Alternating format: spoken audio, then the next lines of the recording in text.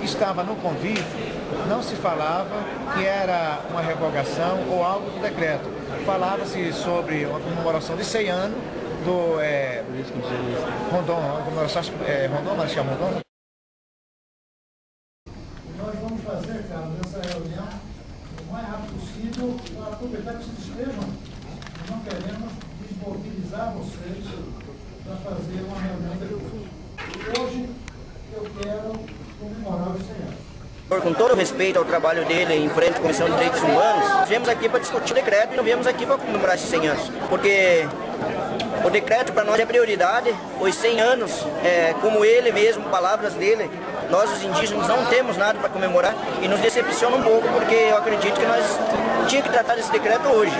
Mas também a maior participação e representação indígena aqui é importante também, porque é uma maneira de nós, que por grupo tão pequeno que seja, mas uma posição nossa de dizer não contra esse decreto, que esse decreto é um decreto assassino. É o decreto que acaba com o funcionamento da FUNAI a nível estadual? Esse decreto ele não fecha só a nível estadual, ele fecha a nível nacional. Em alguns estados, fecha as administrações regionais, mas a nível nacional, fecha todos os postos indígenas das aldeias.